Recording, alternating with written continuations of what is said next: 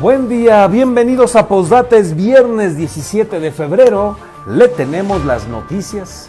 Tras atender las observaciones del Ejecutivo, el Congreso de Michoacán confirmó la reforma al Código Penal para incrementar a 60 años de cárcel la sanción máxima a quien cometa el delito de feminicidio. Por unanimidad, diputados locales aprobaron reformas para tipificar la violencia vicaria y castigar con hasta 8 años de cárcel a los hombres que utilicen a los hijos para hacer daño a sus esposas o concubinas. El gobernador de Michoacán, Alfredo Ramírez Bedoya, y el fiscal Adrián López Solís aseguraron que ya se atiende la solicitud de protección que hizo la familia de Jessica González Villaseñor. En torno al proceso por el asesinato de la joven Frida Santamaría en Zaguayo, el presidente del Poder Judicial, Jorge Reséndiz, señaló que se reclasificó el delito homicidio culposo porque la Fiscalía Regional no aportó elementos para demostrar el feminicidio. El magistrado rindió el informe anual de actividades del Tribunal de Justicia, que atendió prácticamente el 95% de los asuntos que se presentaron durante el 2022. Con la firma del Fondo de Aportaciones para la Seguridad Pública, Michoacán dispondrá de 300 millones de pesos para el combate a la violencia durante este año. Por mayoría de votos, el Congreso local desechó 5 solicitudes de juicio político que promovieron ciudadanos en contra del presidente de la Comisión Estatal de Derechos Humanos, Marco Antonio Tinoco Álvarez. En las últimas 24 horas en Michoacán se reportaron 5 fallecimientos y 85 nuevos enfermos por COVID-19. Comenzamos.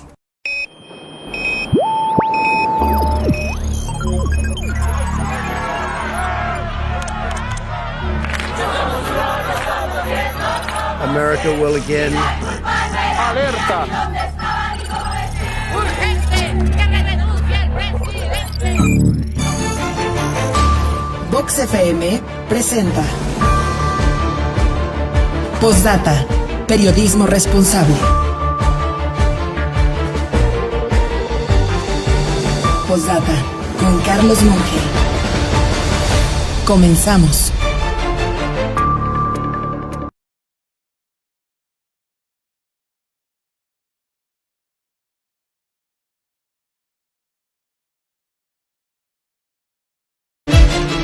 Buen día, gracias por estar con nosotros en esta mañana de viernes. Ya es viernes, es 17 de febrero y le tenemos lo más importante que ha sucedido en torno a Michoacán.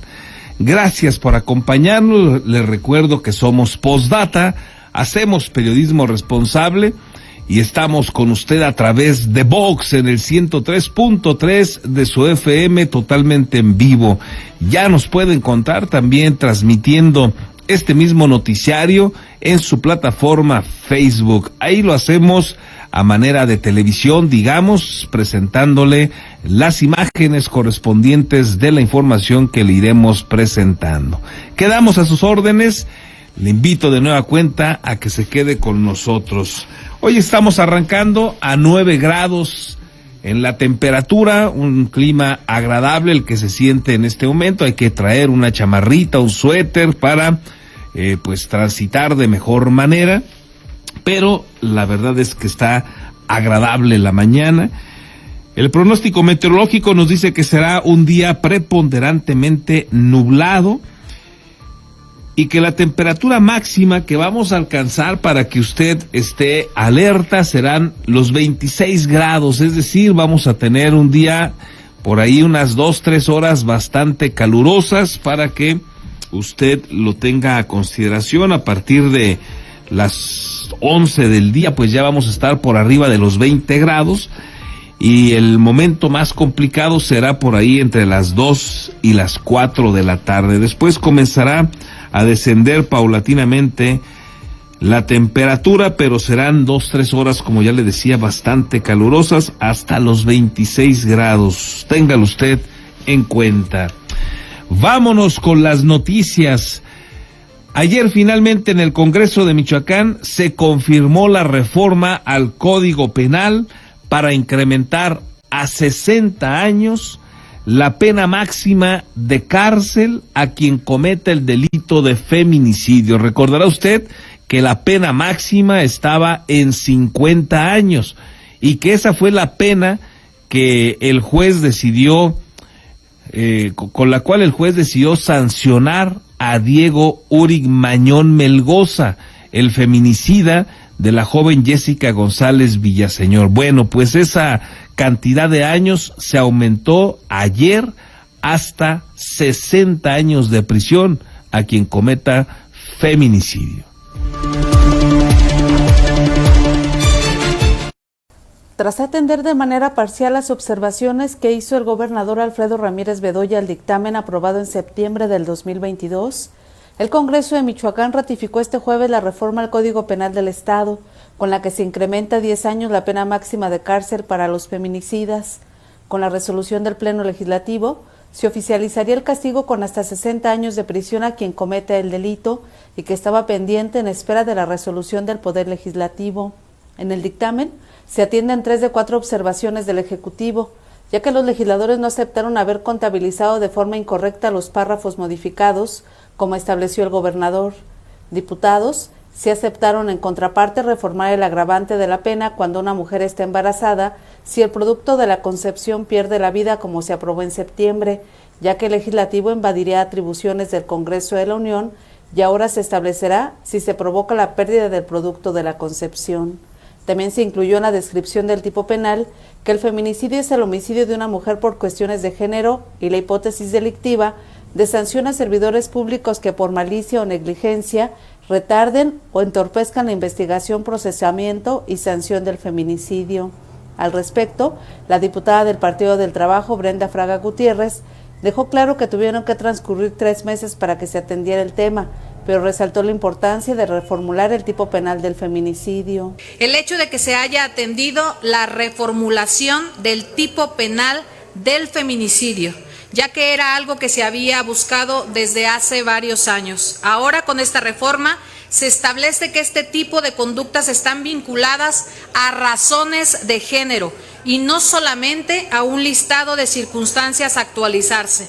Además, estas últimas se amplían para considerar más supuestos alrededor de las escenas y conductas propias del feminicidio y los feminicidas. De acuerdo a la reforma, el agresor sería sancionado con 15 a 35 años de prisión adicionales en caso de que por el feminicidio la mujer pierda el producto de la concepción. Se considerará feminicidio infantil el homicidio de una mujer menor de 18 años, en cuyo caso las penas aumentarán hasta en una mitad. Lo ocurrido ayer con el emblemático caso de Jessica, que después de más de 2 años se dictó sentencia, marca un precedente y un foco de atención de que no podemos seguir retrasando se dictaminen las leyes y reformas que se necesitan para atender la violencia de género. Las penas también se incrementarán en una tercera parte si el delito fuera cometido previa suministración de cualquier sustancia que cause la inconsciencia de la víctima o disminuya su posibilidad de resistirse al delito. Con la edición de Víctor Jaramillo, reportó para Postdata, Verónica García. Bueno, pues ahí se queda esta reforma vigente en este momento, hasta 60 años de prisión, y se puede agravar, como usted escuchó, si la mujer pues asesinada estaba embarazada. Y bueno, ojalá que no se tuviera que aplicar una sanción de esta naturaleza, porque ya no hay feminicidios. Ese tendría que ser el objetivo, la lucha máxima.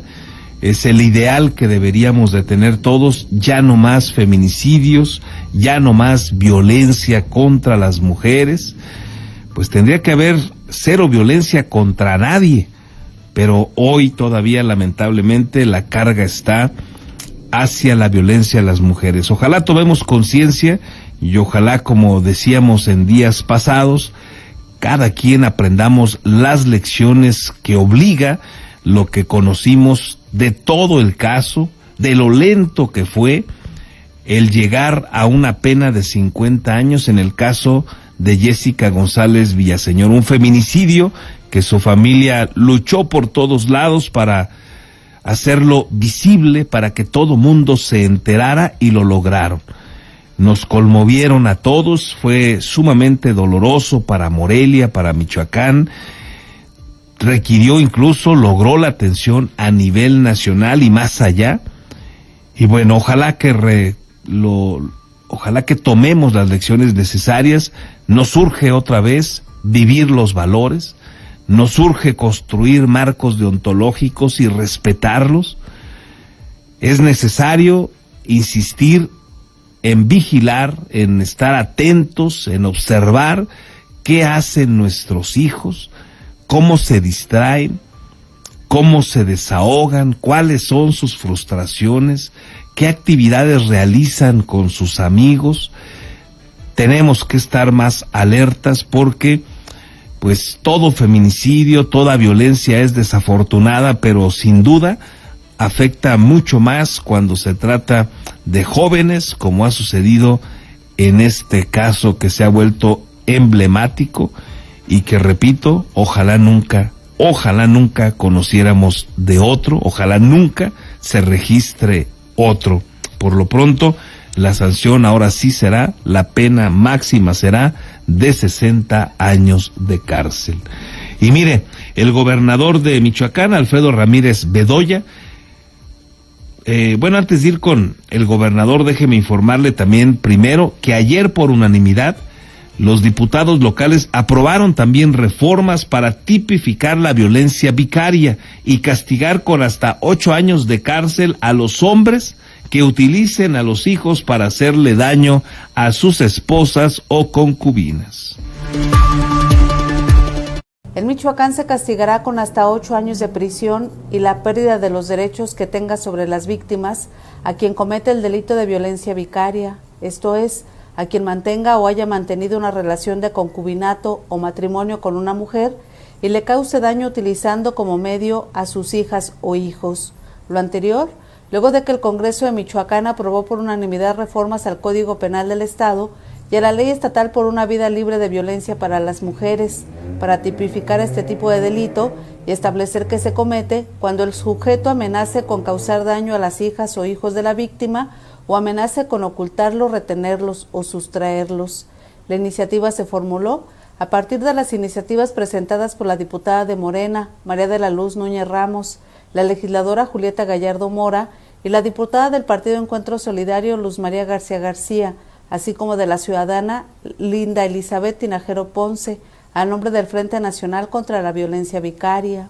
Y hoy vemos reflejada la agenda ciudadana, vemos que se le da voz a los ciudadanos en este tema tan importante que es la violencia vicaria y que era un pendiente que teníamos con muchísimas mujeres que sufren este tipo de violencia. Tras atestiguar la votación en el Pleno con otros representantes de la agrupación, Tinajero Ponce informó que Michoacán es el estado número 18 en legislar sobre el tema, ya que permitirá que a las mujeres no les quiten a sus hijos por poder o dinero, luego de años de luchar en desigualdad de condiciones. El colectivo se formó hace año y medio, tiene muy poquito y ya son 2.500 mujeres registradas nada más en nuestro colectivo y alrededor estamos pensando que son 5.600 niños los que han sido afectados. Obviamente las cifras son mucho mayor porque evidentemente no hay estadísticas reales porque muchas mujeres no salen de círculos de violencia por temor a que les sustraigan a sus hijos. De acuerdo a la reforma, la pena se incrementará hasta una tercera parte si se incurre en daño físico a la víctima o a quienes se utilicen como medio, cuando en la comisión del delito participen 2 o más personas. Con edición de Víctor Jaramillo, reportó para Postdata, Verónica García. Bueno, pues ahí tiene usted también esta otra tipificación del delito de violencia vicaria, pues es un delito que viene trabajándose en leyes, en tipificarlo en los códigos penales de diversas entidades en el país. Y bueno, es un trabajo que ha venido creciendo y se ha venido posicionando gracias a los acuerdos y a la difusión que le ha dado a este tema Amnistía Internacional, por citarle a usted un ejemplo, y que, como ya escuchaba usted con los diputados, las diputadas que tomaron la palabra y estas personas pues que trabajan para contener esta violencia vicaria, pues es una forma de violencia de género por la cual los hijos o hijas son utilizados como objeto para maltratar y ocasionarle daño a las madres de familia.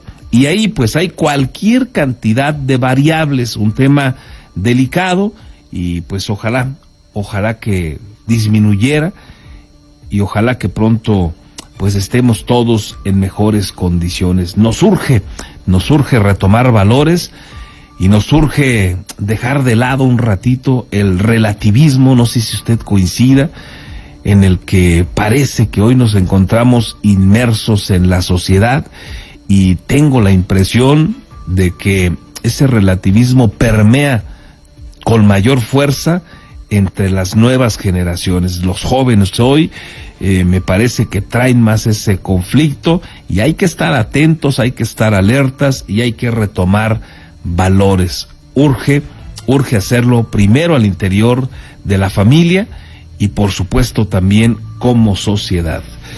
Le decía, el gobernador Alfredo Ramírez Bedoya consideró que en la sentencia de 50 años de cárcel que se le dictó a Diego Uric Mañón Melgoza por el feminicidio de Jessica González Villaseñor, no se trata solamente de un posicionamiento judicial, sino de un hecho de justicia. El mandatario michoacano destacó que en este caso se actuó conforme a derecho, ya que la familia de la víctima, la sociedad y la Fiscalía del Estado hicieron su trabajo. Bueno, no se trata de cómo quede posicionado, sino de que se haga justicia. El tema es creo que se actuó conforme a derecho, fue un proceso muy largo, y el Poder Judicial pues emitió ya la sentencia, es la sentencia máxima, 50 años, la Fiscalía hizo su labor, hizo su trabajo, la sociedad también hizo lo propio, la opinión pública, las víctimas indirectas, los hermanos, la mamá, el papá, hicieron también su labor. Y tras el señalamiento de Verónica Villaseñor Ferreira, mamá de la víctima de feminicidio de Jessica González Villaseñor, quien aseguró que no se le ha proporcionado seguridad, el gobernador Alfredo Ramírez y el fiscal Adrián López Solís aseguraron que ya se atiende la protección que pidió la familia. Luego de que la familia de Jessica González Villaseñor solicitara la medida de protección por las agresiones y amenazas que vivieron en el proceso judicial contra Diego Uric Mañón Melgoza, el gobernador Alfredo Ramírez Bedoya reiteró que este tema ya se está atendiendo por el secretario de Gobierno Carlos Torres Piña en coordinación con la Secretaría de Gobernación a nivel federal. Ya se está atendiendo, lo está viendo el secretario de Gobierno del Estado con la Secretaría de Gobernación a nivel federal, pero se está atendiendo. Sobre la falta de cumplimiento de esta medida de protección, el fiscal general del Estado de Michoacán, Adrián López Solís, señaló que la Fiscalía revisará la falta de cumplimiento a esta medida, pero desde su consideración aseguró que sí se ha llevado a cabo. Explicó que las medidas de protección se determinan por el tipo de situación en el que se encuentran las víctimas directas o indirectas, con el fin de que las instancias de seguridad pública municipal o estatal les den cumplimiento. Al Ministerio Público le corresponde dictar medidas de protección. Estas medidas se determinan en función de las condiciones, características de los hechos con los que están relacionadas las víctimas directas e indirectas, y se solicita su implementación o su cumplimiento a las instancias de seguridad pública, tanto municipales como estatales. Eso es lo que hacemos nosotros. ¿Pero no interviene allí la Fiscalía? Nosotros ordenamos las medidas, pero y se cumplimentan lo revisaremos, pero entiendo que sí. Con las imágenes de Daniel Guillén, reportó para Postdata Fernando Salgado. bueno, pues ahí tiene usted este caso. Dice el gobernador y también el fiscal del estado que ya se atiende el tema, como lo explica el fiscal Adrián López Solís, pues ya tendrían que tener seguridad los integrantes de la familia de Jessica González Villaseñor, pero pues su mamá todavía el miércoles, que fue la audiencia final, digamos, donde conocimos de la sentencia a Diego Urig, todavía manifestó que no le habían atendido en este tema y que no tenían protección. Ayer fue estas entrevistas que usted acaba de escuchar con el gobernador y el fiscal Adrián López, y ellos dicen que ya se atendió el tema. También el presidente del Poder Judicial de Michoacán, Jorge Reséndiz García, señaló que no en todos los procesos judiciales se sentenciará con el grado máximo, de culpabilidad, ya que depende de las investigaciones realizadas por el órgano procurador de justicia. Explicó que las sentencias emitidas por los juzgadores se dan con base a las pruebas que ofrecen tanto la Fiscalía del Estado como las policías investigadoras para acreditar el delito que acusan. Y en atención a ello se le puso la sanción máxima.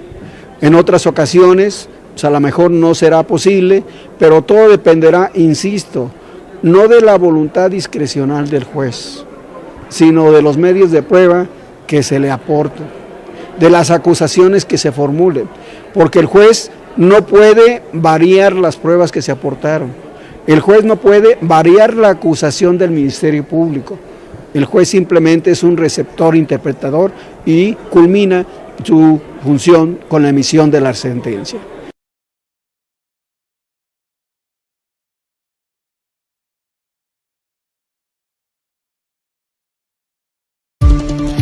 Bueno, pues ahí tiene usted también la explicación de por qué la pena máxima y por qué no en todos los casos, como lo señala en este tema justamente el presidente del Poder Judicial de Michoacán, Jorge Reséndiz. Antes de continuar con más información, déjeme platicar unos minutos con el abogado Jorge Álvarez Banderas. Usted recordará que aquí platicamos con él hace algunos, pues ya más de un año y meses, porque bueno, pues catedrático de la Facultad de Derecho y Ciencias Sociales, pues pasó un momento ahí, digamos, complicado, porque se divulgaron, digamos, y él nos explicaba en aquellos días que se sacaron de contexto una broma que estaba pues gestándose o que se había gestado ahí en una clase vía Zoom, donde en la broma pareciera que condiciona la calificación a sus alumnos a cambio de que no votaran por Morena, en ningún caso votaran por Morena. Y bueno, pues más allá de una indagatoria, más allá de un proceso que se considerara pues suficiente, fue despedido de la Universidad Michoacana de San Nicolás de Hidalgo. Hubo presión de algunos entes políticos, sobre todo de los vinculados a Morena, y finalmente en aquellos días el rector entonces, Raúl Cárdenas Navarro, su equipo de trabajo, pues decidieron que había que correrlo. Y a partir de ahí pues vino toda una complicación legal. Por supuesto que el abogado Jorge Álvarez pues trató de defender la causa, de explicar que se había tratado de una broma que se le sacó de contexto, pero aún así no fue suficiente y se mantuvo o lo mantuvieron alejado de las aulas todo este tiempo. Pero ayer se logró el acuerdo con la nueva rectora, Yarabí Ávila, y ayer mismo, tras el acuerdo firmado en la Junta de Conciliación y Arbitraje, Jorge Álvarez Banderas pues regresó, fue reinstalado como catedrático en la Facultad de Derecho. Y por ello le agradezco, para platicar un momento con él, conocer sus reacciones de todo esto que le sucedió, porque pues tiene una trayectoria ya de más de 24 años como catedrático nicolaita. Jorge, ¿cómo estás? Un gusto saludarte, buen día. Bien, gracias Carlos, pues escuchando con atención tus comentarios y agradeciéndote de antemano a ti, porque fuiste la primera persona que me alertó sobre lo que se estaba publicando, que dio pie a una andanada de críticas a nivel nacional y pues derivó precisamente en lo que comentas, ¿no? En el despido injustificado de que fui objeto y que finalmente el día de ayer, independientemente de las condiciones en que se da mi regreso, pues estoy de nueva cuenta frente a mis grupos. Muchas gracias por la atención. Primero felicitarte, Jorge, porque bueno, sin duda el trabajo es fundamental, por lo que nos conocemos, los intercambios que hemos tenido, en diálogos, en mensajes, en algunas llamadas, pues te reconozco una pasión por dar clases, una pasión por el aula, y sí, me imagino gracias. Que fue difícil todo este tiempo en esta batalla que te tocó dar. Sí, pues prácticamente, digo, hay que, no sé, la verdad reconozco que hay que tener un estómago duro para que no te ganen las emociones, porque entrando a un tema visceral, pues sería un caos totalmente para la persona. Hablo de mí. Sí. Hay momentos difíciles en la vida y este ha sido uno de ellos, lo debo de reconocer, y que de entrada consideré que no sería algo trascendente, sin embargo lo fue. Sí. Y que tal como tú lo señalas, es una situación que si las personas, y que nunca lo voy a hacer, que si las personas hubiesen conocido el audio que se difunde por una persona que ni siquiera estuvo presente, y que por otro lado se conociera el texto que también se publica, pero de principio a fin, no existiría un razonamiento lógico jurídico como para poder considerar que estoy faltando a la probidad con que nos debemos conducir los integrantes de la Universidad Michoacana San Nicolás de Hidalgo. El contexto político que se desarrollaba en ese entonces, pues era que estábamos en la víspera de una elección y que se perfilaba como ganador quien es hoy titular en la entidad del Poder Ejecutivo del Estado, y que el señor rector ya había estado haciendo proselitismo junto con quien enseguida fungió como directora interina de la Facultad de Derecho en favor de otro candidato político. Y posiblemente aunado a que resultaba una persona incómoda dentro de la universidad por las exigencias que estaba yo solicitando desde hacía algunas semanas atrás, de que se emitiera una convocatoria para el cambio de director de la facultad, porque esa era mi aspiración, pues les incomodó y vieron la oportunidad de, en ese contexto, darme por rescindida mi relación laboral.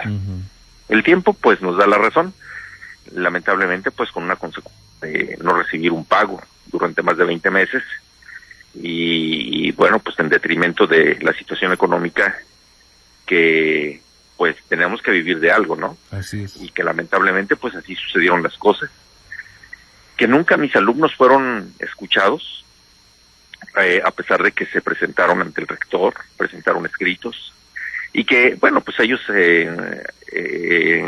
su leal saber y entender, pues pensaron que bastaba con hacer un escrito, con estar dispuestos para alguna declaración. Incluso la persona que hizo la grabación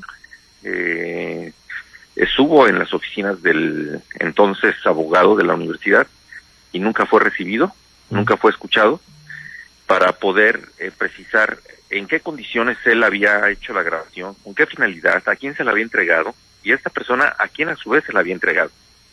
Y con eso pues se caería de inmediato las cosas, pero pues esto fue escalando, y después vinieron la andanada de una persona extranjera que prácticamente influyó para que la universidad cambiara su mensaje que en un principio había dado a la comunidad de que se respetaba la libertad de cátedra, para eliminar esas publicaciones de sus redes sociales y enseguida proceder a la rescisión, violando muchos derechos, entre ellos el haber emitido un boletín de prensa y dar detalles de lo que no había acontecido. Pero estoy aquí, Carlos, contento y agradecido porque los valores humanos universitarios empiezan a emerger de nueva cuenta en un espacio que es de la población. Yo me debo a la sociedad y ante ella tengo que rendir esta cuenta y doy la oportunidad que tú me abras este espacio para poder hacerlo.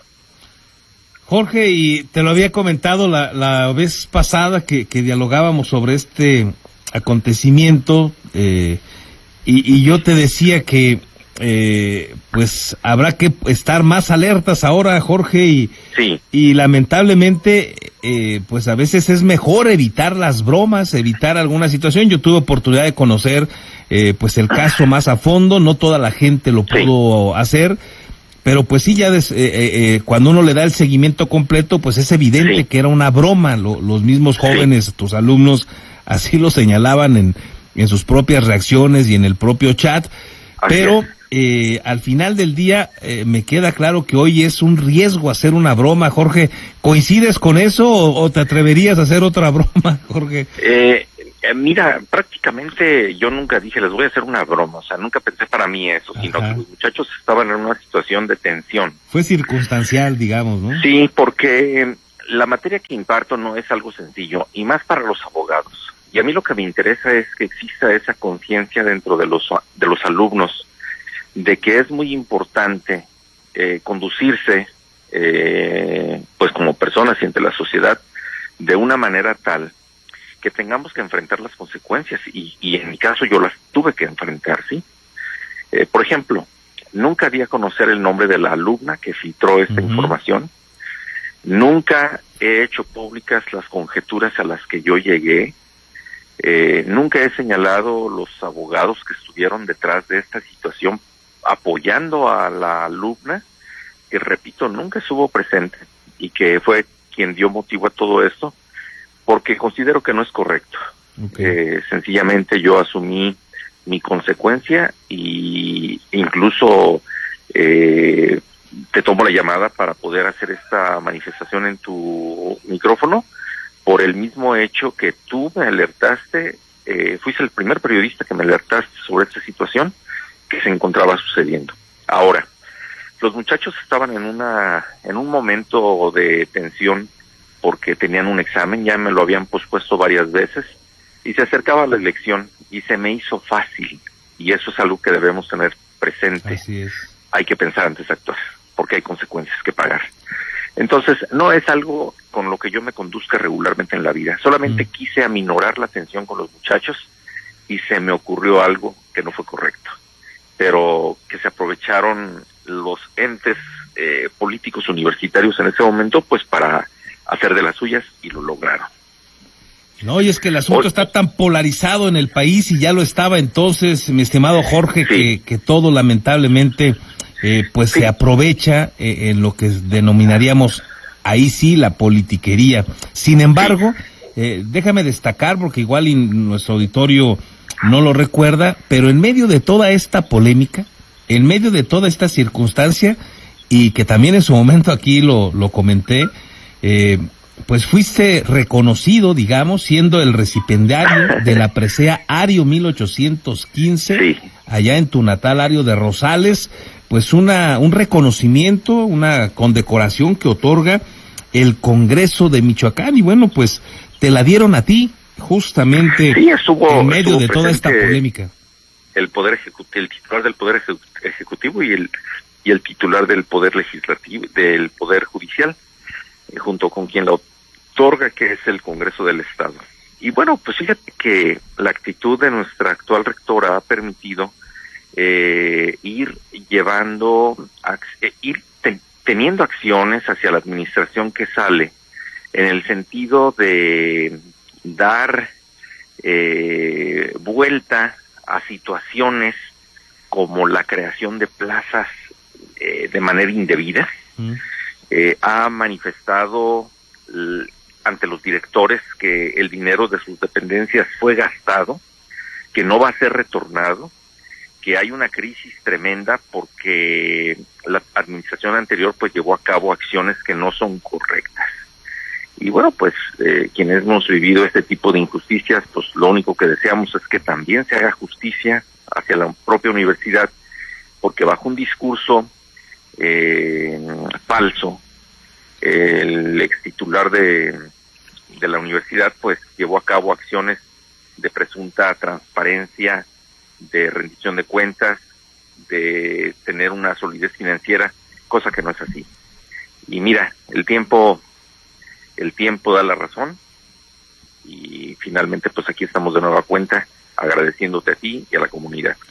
Al contrario, Jorge, felicidades de nueva cuenta. Ayer vimos tus redes sociales y nos percatamos también de todas las reacciones que se generaron a tu favor, mucha gente manifestándose contentos con tu regreso.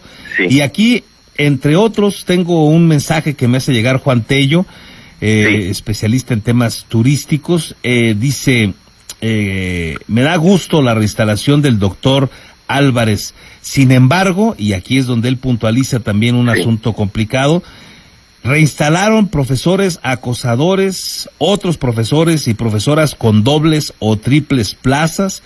Fue una reinstalación en paquete, no se analizó caso por caso, pero me da mucho gusto la reinstalación del doctor Álvarez Banderas. ¿Tienes alguna opinión sobre esta reinstalación, como la llama Juan Tello, en paquete? No. Mira, se formó por parte de compañeros que no tienen una representación sindical, un grupo, y nos estuvieron recibiendo, nos escucharon, y finalmente después me dicen, esas son las condiciones, aceptas, no, es una contrapropuesta, y finalmente pues regresas con tus mismas condiciones laborales, pero no hay dinero. Y está bien, ¿por qué? Porque lo que yo busco es seguir adelante, y dando esta oportunidad vieron las cosas sobre los asuntos que podían perder en el futuro. Independientemente de la situación que haya derivado, creo que dieron la reinstalación a partir de los asuntos que tenían solidez en una defensa y que a la postre iba a resultar en un daño económico a la universidad. Y creo que esto nos debe servir a todos para ir caminando por la vida por donde es, y que si las personas se sienten agraviadas, pues hagan las denuncias correspondientes con las pruebas respectivas. Y de los demás casos, pues he escuchado, pero no los conozco. Muy bien. Jorge, pues nuevamente gracias por recibirnos la llamada. Felicidades, sí, Carlos, qué bueno que estás de gracias. regreso en las aulas de la Universidad Michoacana, y seguimos pendientes. Que tengas excelente fin de semana. Gracias, Carlos, a ti. Hasta luego. Hasta luego. Bueno, pues ahí tiene usted este caso emblemático. Créame que también cobró una fuerza importante, noticiosamente hablando, al interior de la Facultad de Derecho. Ayer, pues realmente sorprendente la cantidad de reacciones manifestando el gusto porque el doctor Álvarez Banderas regresaba a la Facultad de Derecho, y por ello, pues platicar con él esta mañana. Retornamos con lo que nos quedamos ahí, con las reacciones del presidente del Tribunal de Justicia en el Estado, Jorge Reséndiz García, porque en otro asunto que ayer explicó y que resulta importante, son los motivos de la reclasificación del feminicidio a homicidio culposo nada más, en el caso de Frida Santamaría García. Dijo que esto se debió a que la Fiscalía Regional de Jiquilpan no contaba con los elementos necesarios para acreditar el delito del feminicidio.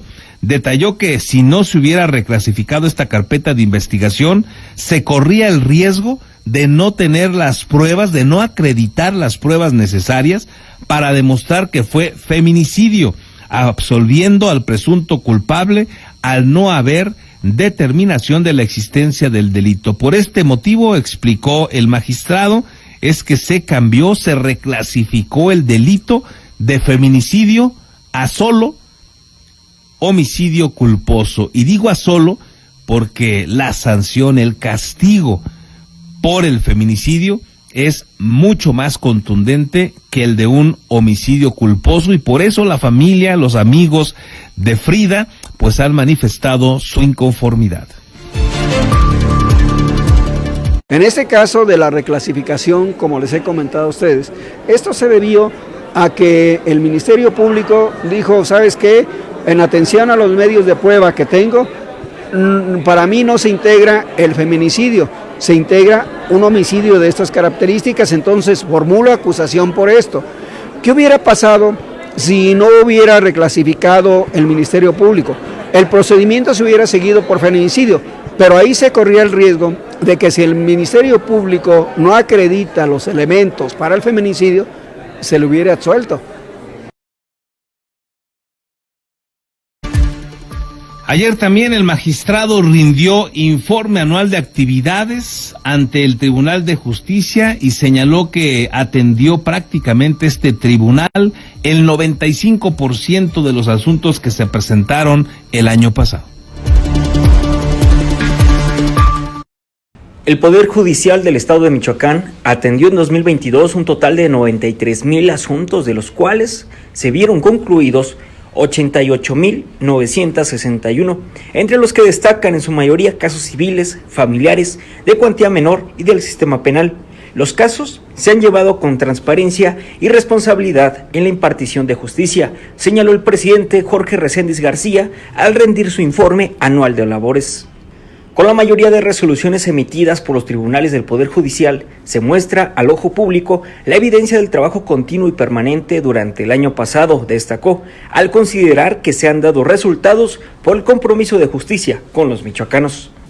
El total de 88,961 resoluciones emitidas por los distintos tribunales que conforman esta institución son evidencia objetiva y contundente del trabajo constante, continuo y permanente que se desarrolló en el año 2022.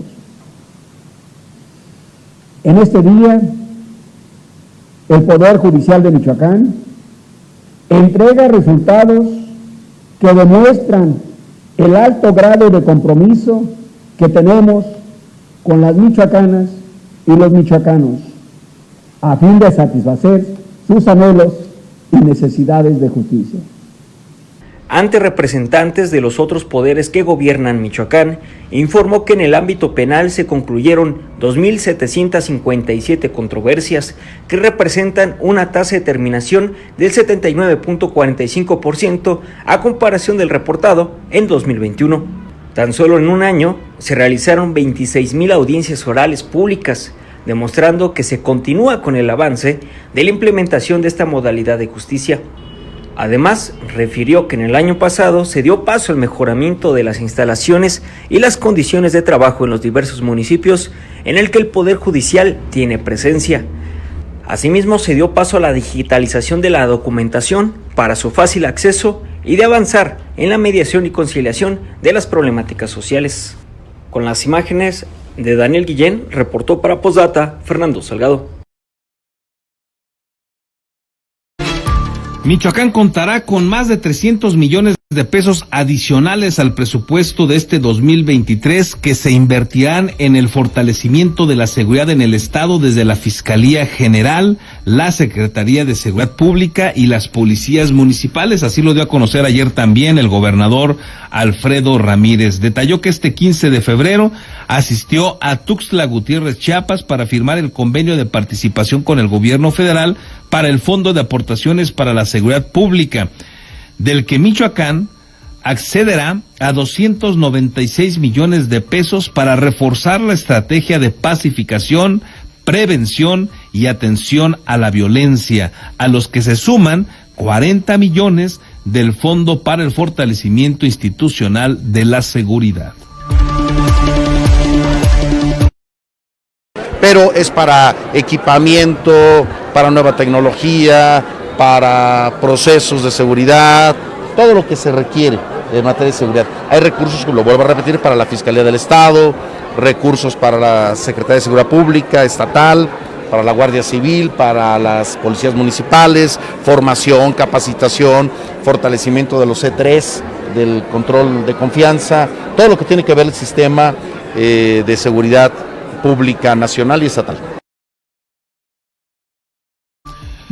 Y como todos los días, gracias por sus mensajes, sus comentarios, su enriquecimiento, por supuesto, con su opinión a este espacio informativa. Susana Montoya nos desea un buen fin de semana, como todos los días, presente. Gracias, Susana. Juan Alba también nos deja saludos a todos y nos desea un feliz fin de semana. Igualmente, Juan. Melchor Ornelas, Carlos, amigos del noticiario, hoy más contento al saber la noticia de la reinstalación de un gran catedrático de la Facultad de Leyes y profesionista, el doctor Jorge Álvarez. El agradecimiento y la felicitación a la rectora Yaraví Ávila por hacer justicia, nos dice Melchor. Gracias, Melchor, por tu opinión. Juan Antonio Flores Jiménez, todos los días aquí estamos presentes, aunque no todos los días comento. Saludos y bendiciones. Gracias, Juan Antonio, aquí estamos a tus órdenes. Cuando gustes emitir una opinión, con todo gusto la daremos a conocer y son bienvenidas opiniones, críticas, todo, por supuesto, sugerencias. Gracias, Juan. Rafael Hernández, pero con esas cosas no se bromea, abusado, dice Rafael Hernández. Pues sí, yo creo que, bueno, ya nos compartí ahí la anécdota completa el doctor Álvarez Banderas y pues sí, creo que quienes de repente tenemos esa posibilidad, esa responsabilidad de estar frente a un grupo, de estar en un aula frente a jóvenes dando alguna clase, pues hay que ser cuidadosos, hay que evitar generar alguna situación pues mal entendida que la puedan sacar de contexto. Hoy más que nunca hay que estar alertas porque estamos extraordinariamente politizados, así es que gracias, Rafael, gracias también por tu opinión. Lilia Rosales nos desea también un feliz fin de semana, igualmente Lilia. Teresa Aguilar, buenos días, gracias por informarnos, buen fin de semana a todos los que escuchamos Postdata. Gracias, Tere, igualmente, que te la pases muy bien. Elvira Contreras Adame, excelente noticia para Jorge y todos sus alumnos en la Facultad de Derecho. Enhorabuena, Jorge, te envío un abrazo y mi respeto siempre. Tiempo al tiempo siempre, dice Elvira Contreras. Gracias, mi estimada Elvira, un abrazo y seguramente confío en que todavía escuchó tu comentario el doctor Álvarez Banderas. Eliseo Carlos Ramírez, buen día a todos. Gracias, Eliseo, igualmente para ti. Y Joan Mauro también nos deja su deseo de tener un feliz fin de semana. Gracias, Joan, igualmente para ti. Déjenme hacer una breve pausa y regresamos.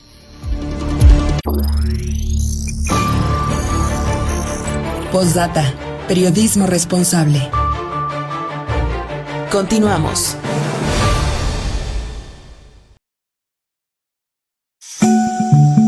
El Congreso te escucha y te informa. Las diputadas y diputados legislamos para ayudar a las familias que sufren las consecuencias del uso de drogas.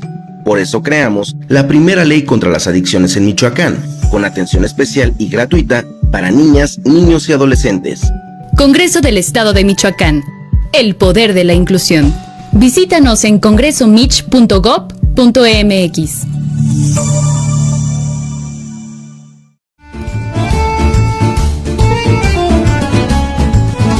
La original y deliciosa comida italiana ya está en Morelia, Ostería Fiorentina. Te esperamos en Boulevard García de León, número 1045. Contamos con una amplia carta donde encontrarás pastas, cortes, postres y claro, la inigualable y deliciosa pizza. Desayuna, come o cena con nosotros. Ven a maravillarte del sabor italiano.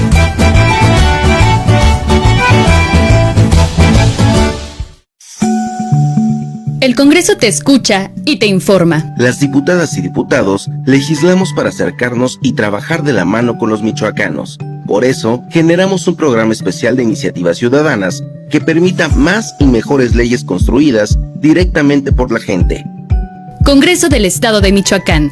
El poder de la inclusión.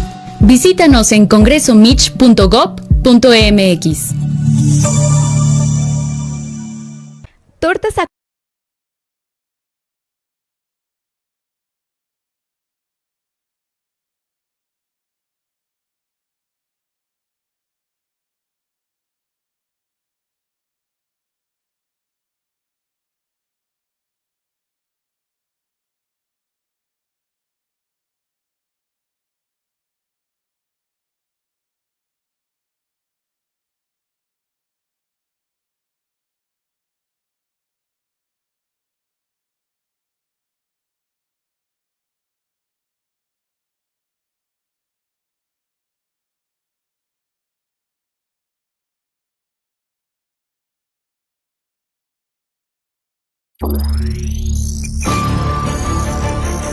Postdata. Periodismo responsable. Continuamos.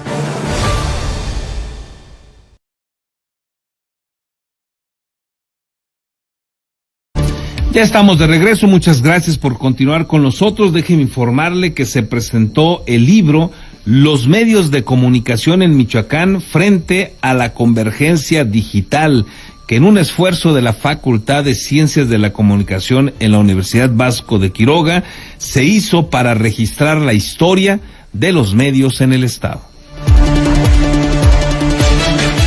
Ciencias de la Comunicación, UBAC. Los medios de comunicación no solo son la memoria de la sociedad, también es la forma de acercarse a los acontecimientos cotidianos, de estar informado, de estar actualizado. Yolanda Montejano, docente de la Facultad de Ciencias de la Comunicación de la UBAC, explicó que los medios de comunicación son la memoria de la sociedad y la manera que tenemos de estar actualizados con los acontecimientos cotidianos, por lo que son de gran importancia para la sociedad. Destacó que ante el avance de la tecnología, los medios de comunicación han migrado a plataformas digitales y redes sociales, que implican riesgos para los que hay que estar alerta, como las fake news o los bots. Hoy día lo hacemos a través de las redes sociales y el internet, pero corremos riesgos muy grandes con las fake news, las noticias falsas y los bots. A propósito de la presentación del libro Los medios de comunicación en Michoacán frente a la convergencia digital, la especialista en arte y cultura señaló que es fundamental que todos seamos parte de la evolución de los medios, manteniéndonos actualizados y exigiendo información de calidad. Nunca como ahora había sido tan importante ser parte de esta evolución. Estamos viviendo creciente desarrollo tecnológico que va de la mano con un desarrollo mediático. Podemos estar comunicados en todo momento y en todo lugar, pero no por eso la comunicación es de calidad. Comentó que el libro es un esfuerzo por registrar la historia y evolución de los medios de comunicación en el estado. Y vámonos ahora con los asuntos también de la seguridad. Está listo Marcos Morales de Red 113, los especialistas en esta materia. Así es que vamos también con lo que ha sucedido en las últimas horas en Michoacán, situaciones desafortunadas, y aquí le dejamos los detalles. Hola, ¿qué tal? Un gusto al poder saludarles en esta ocasión para informarles que en Santiago Tangamandapio, a un costado de la carretera Jacón a Los Reyes, fueron localizados los cadáveres de 4 hombres que presentaban huellas de tortura e impactos de proyectil de arma de fuego. Fueron algunas personas que transitaban por dicha rúa las que reportaron un número de emergencias, y unas personas tiradas a la altura del kilómetro 27, cerca del lugar conocido como La Colonia, perteneciente a la comunidad de Tarecuato. Elementos de la Guardia Civil, Policía Comunal y paramédicos acudieron a este lugar confirmando que se trataba de 4 masculinos ejecutados. Hasta el momento los fallecidos están sin identificar. Por otro lado, en Zamora, por causas desconocidas, delincuentes intentaron quemar una base de taxis al lanzarles bombas molotov. Por fortuna, el fuego fue controlado de forma inmediata por los propios afectados sin que se reportaran personas heridas. El hecho se registró en la base del sitio Radiotaxi El Valle de Zamora, ubicado en la avenida 20 de noviembre, donde los maleantes lanzaron los artefactos y enseguida huyeron. La situación fue reportada a las autoridades, por lo que se movilizaron varias patrullas de la Policía Municipal, también de la Guardia Civil, sin que lograran localizar a los responsables. Finalmente, pero también en Zamora, un trabajador del volante resultó lesionado en el brazo derecho al ser atacado a balazos por desconocidos que huyeron a bordo de una motocicleta. Los operadores del C5I fueron alertados sobre una persona herida por proyectiles en la avenida 5 de Mayo y Juárez de la zona centro. De inmediato lugar se trasladaron policías, quienes hallaron al herido a bordo de un Nissan Suru en la línea de radiotaxis del Valle de Zamora, marcado con el número 961. Paramédicos le brindaron los primeros auxilios al uletero, de nombre José Luis M., de 42 años de edad. Es vecino de la colonia Ramírez. El mismo afectado narró que la agresión se registró sobre el circuito Galeana y el camino a Los Espinos, Puente de Tubos, y ya lastimado manejó a este lugar antes citado, donde finalmente pidió ayuda, con lo que suman 2 agresiones en menos de 3 horas en contra de taxistas en la ciudad de Zamora. Mis queridos amigos, hasta aquí la información.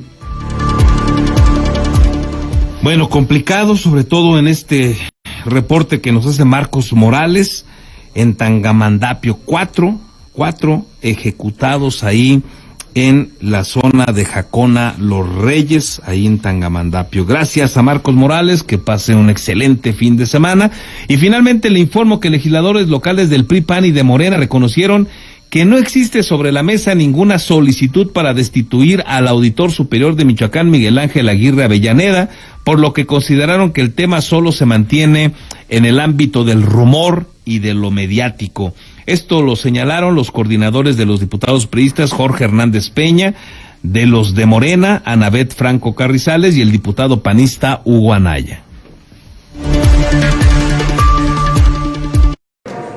No, absolutamente, que yo, quienes expresen ese sentido, bueno, pues no sé, que funden su dicho. La verdad que nosotros no. A mí nadie me ha dicho, ni en la Junta, ni algún planteamiento. Todo lo que conozco es pues lo que se comenta en los medios y que declaran algunos. Nada, absolutamente nada.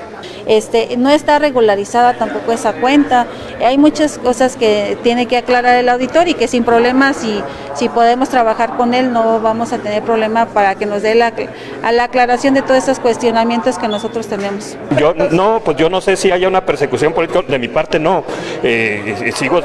Sigo siendo muy claro, hay que vigilar la institucionalidad de la auditoría independientemente del auditor para lo que viene a futuro, para que no caigamos en lo que caíamos en la auditoría desde hace muchísimos años, que sea institucional y que de los dos lados haya esa institucionalidad, tanto del Congreso y de las figuras que les corresponde al Congreso, como del auditorio. Bueno, pues ahí tiene usted, señalan que de momento solamente un rumor, un asunto que se ha trabajado mediáticamente, pero que ellos, según eso, ellos no tienen nada. Recordará usted que en días pasados también fluyó la información esta de que incluso ya se estaba repartiendo dinero en el Congreso para la destitución del auditor, y bueno, fue creciendo el rumor. Había la expectativa de que esto se presentara ayer en la Cámara Local de Diputados, no sucedió, y bueno, ahí la respuesta de los legisladores. Y de esta manera llegamos a la parte final. Muchísimas gracias por el favor de su atención, que tenga usted un excelente fin de semana, por favor, disfrútelo, cuídese, y por aquí nos escuchamos y nos vemos el próximo lunes. Hasta entonces.